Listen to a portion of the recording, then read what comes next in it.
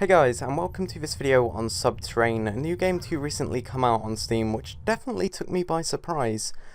Recently, I got contacted by the developers, and they saw that I had done a video on a game called Darkwood, which was a survival horror based in the woods. It was a really cool game that was really well made, and if you saw the video on that, you will instantly think, okay, this looks very similar. You have your flashlight, it's top down, and just the design of levels, even the fact that the UI is very similar, and this isn't a bad thing. I'm not saying it's ripping the game off, but it's definitely got the same kind of themes, and the way the gunplay feels and everything is very similar.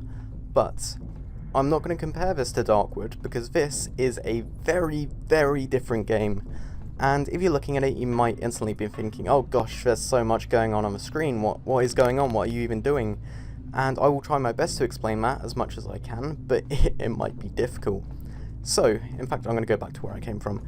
The premise of the game is you wake up in a prison on Mars, which has been inhabited, but an infection has broken out and pretty much killed everyone. And the people who are remaining are infected, and, well, the entire area is basically barren void. There are corpses everywhere. Your character has a internal monologue going on explaining the context of the game, and you want to go to this central location. If I bring up the world map, you want to go here to start restoring power to the areas around there, and generally finding a way to escape this prison and cure the infection. As you can see, there's a lot going on, and that is because the game, for lack of a better word, is complicated.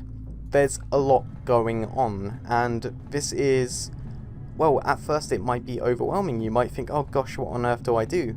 But this is definitely one of the selling points of the game, because it's complicated. I don't know how many times I need to say that, but it's good because it means there's not just one set objective. It's not as basic as something like Darkwood is, and that's not a bad thing by any means. Some people might prefer that, but there's a lot more going on with this, and there's a lot more to work towards, and therefore there's, in a way, it has a greater longevity. You could spend a lot longer playing this and still finding things to do without getting bored or without running out of things to do.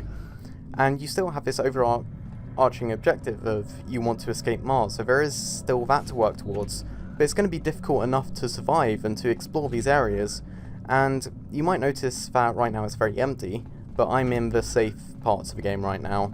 And the emptiness can come back to bite you in the arse, because, okay, that is a little brain thing which I am going to shoot, because when enemies do come, and they do come, it can be very unexpected, and it can, like, sometimes I'm looting a container and then an enemy will come out and scare the shit out of me, and if an enemy lands a few hits on you, then it is going to be problematic. Like, you are at risk of infection, you start bleeding, generally supplies are scarce too, so it's going to be difficult to restore the HP you've lost. As you can see, I'm low on HP, and I haven't really got a way of fixing that. I haven't got anything that actually restores my health. I've got things to heal bones, and I've got steroids and decontamination pills for infection, but I haven't got anything to heal myself, so I'm actually kind of exploring out of desperation right now. I need to try and find some kind of healing item, or I need to gather supplies so that I can craft and research one. And just that in itself, that is one of the elements of gameplay that's added on to all these multiple layers of gameplay, because there's so many different things to worry about and different things to think about. There's food, there's water. It is a survival game. It is a game where surviving is difficult in itself, yet alone actually... Oh, okay, shit, I did not see him there. Survival is difficult in itself, yet alone actually escaping. Escaping is a... Well, it feels I am very inaccurate right now. Escaping seems like a impossible thought to me, myself personally. So I've mentioned HP, which I am now on 2 of, so I'm in a very dangerous situation right now, and I really need to find some healing.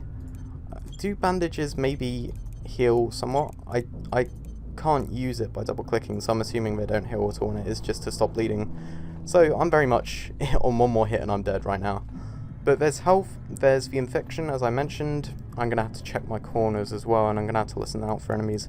There's also power packs, there's energy, there's temperatures, and there's, like, you can freeze, which will speed up the rate of infection. Oh, this is really tense. one door with an enemy behind it and I could be dead.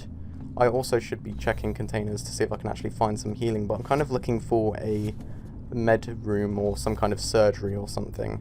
I don't think... I literally just died by sitting in a chair. Okay, I didn't survive too long. I'm going to try and continue from a save game. Okay, so let's try that again. I'm going to take the tram to a different sector and hopefully get a bit more action. Let's go to the Solar Casino.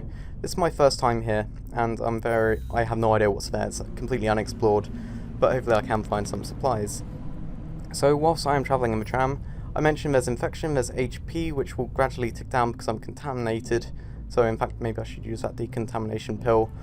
There's temperature if the area is cold, and by default all the temperature generators in the areas are turned off. Then you need to try and power it up and turn it on and research the whatever will turn it on. But you have energy, you have a thermal canister which will keep you warm. You also have oxygen. You have oxygen in areas which you need to try and maintain. You can run out of oxygen, your temperature can get low. There's a central base, as I mentioned, where I was initially, and that can get attacked, and enemies or the infected can destroy the power generator, and if that goes out you're fucked because you can't restore power to any of the sectors. There's I feel as though I'm going to be talking for a long time if I try and explain everything that's in this game. There's crafting, there's research, there's, in a way, leveling up your character, because you can upgrade your ability to research or craft items. There is just so much, and I think that is nice. In a game, well, in a industry right now that's full of early access survival games, I'm not going to beat around the bush. Okay, this is more enemies than I can deal with, if I'm honest. A lot of those games are lacking in features and depth. A lot of them just kind of have this point where you're like, okay, I've learned how to survive, I've learned how to craft armor and a medkit and weapons, and therefore I'm fine. All my problems are solved. This is not one of those games. This is a game where it's going to constantly be an uphill struggle. And I've seen this is... I swear I heard footsteps. This is fairly early in the... Okay, spiders and more infected. I can't really be dealing with this. I'm very low on HP. It's I'm fairly early on in the game right now, and as you can see, it's still difficult.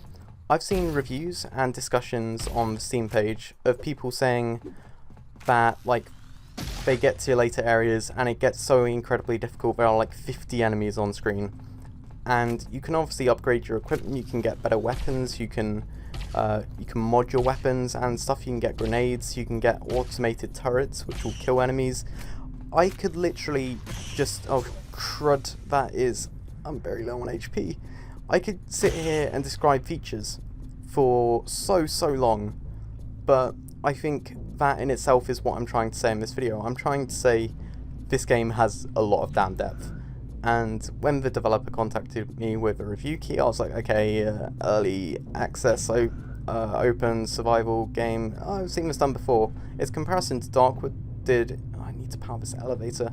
The comparison to Darkwood did intrigue me, but I realised this is a lot more than Darkwood. There's a lot more to it. I'm thirsty and I kind of need to eat. It's kind of like the love child of DayZ with its difficulty and its actual survival elements, with something like Silent Hill, where you are exploring and there are enemies and it's difficult, and it's not about getting gunpowder and killing enemies, it's about bloody survival. It's actual survival, which is nice, which is what I'm trying to say. That is so nice. You even need to shit. Like, if you don't shit, then you increase your risk of contamination. I'm dead. I died from sitting in a chair, and now I just died from taking a shit, apparently. This game is hard, and it's good. I should say, like, it's not going to be for everyone. It is complicated, it is difficult. There's a high sort of beginning skill level, and it's going to be hard to overcome that. But that's nice. It's nice in a game, or in a industry so full of easy games right now. Let me know what you think of this game, and hopefully I was objective enough. Hopefully that wasn't too biased towards the developer, too praising. What I said is genuine. I do genuinely feel good about this, and it is captivating. It really pulled me in and enthralled me, engaged me. So yeah, please leave a rating if you enjoyed the video. Let me know what you thought. This is me, Evans was at 111, and this is me out. Peace.